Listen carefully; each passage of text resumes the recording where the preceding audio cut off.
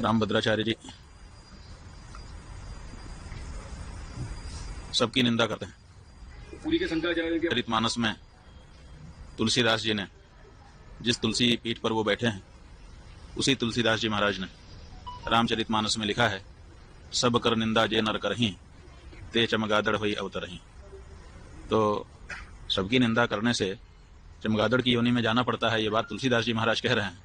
और उन्हीं तुलसी जी के नाम पे पीठ बना करके बैठे हुए रामभद्राचार्य जी सबकी निंदा कर रहे हैं। क्या उन्होंने ये एक चौपाई पढ़ी नहीं है, या फिर उस चौपाई के कुछ और अर्थ उन्होंने समझ लिए हैं? ये तो उनसे चर्चा करने पर ही पता चलेगा। कि हमको कभी कहा है कि 1 लाख पन्ने याद हैं पृष्ठ, और कभी कहा है कि 1.5 लाख पन्ने याद हैं पृष्ठ। तो अब 1 लाख पृष्ठ याद हैं कि 1.5 लाख पृष्ठ याद हैं, इसकी कोई परीक्षा तो हुई नहीं। दावा उन्होंने जरूर किया है। उन्होंने 3 दावे, वैसे तो अनेक दावे किए हैं, लेकिन 3 प्रमुख दावे हैं। एक उनका दावा है कि मुझे 1.5 लाख पृष्ठ याद है, कंठस्थ है। दूसरा उनका दावा है कि हमको 23 भाषाएं आती हैं। और तीसरा उनका दावा है कि मैंने राम जन्मभूमि में जो गवाही दी उसके कारण फैसला हो गया। लेकिन इन तीनों दावों की पुष्टि अभी नहीं हुई है, क्योंकि 1.5 लाख पृष्ठ उनके कंठ में हैं, लेकिन ये नहीं उन्होंने कहा है। जो उनको गलत बता रहे हैं उनको उन्होंने गलत नहीं कहा है, प्रेमानंद जी को गलत कह रहे हैं। और प्रेमानंद जी क्यों गलत हैं?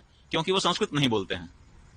तुलसीदास जी जिनकी पीठ पर आप स्वयं बैठे हुए हो, उन्होंने भी तो अवधी भाषा में रामचरितमानस लिख दिया।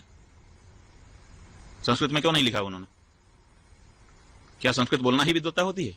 क्या गोस्वामी तुलसीदास जी विद्वान नहीं थे कि वो अवधी भाषा में महाकाव्य की रचना कर रहे थे, अवधी भाषा में राम जी के गुणगान कर रहे थे? अगर संस्कृत में बोलना ही विद्वत्ता है तो इस सिद्धांत के अनुसार तो तुलसीदास जी भी विद्वान नहीं आपकी दृष्टि में होंगे, क्योंकि उनका तो सारा का सारा साहित्य, चाहे वो बरवे रामायण हो, चाहे वो गीतावली हो, चाहे कवितावली हो, चाहे हनुमान चालीसा हो, चाहे बजरंग बाण हो, छोटे से छोटा बड़े से बड़ा रामचरितमानस, सब कुछ अवधी भाषा में है।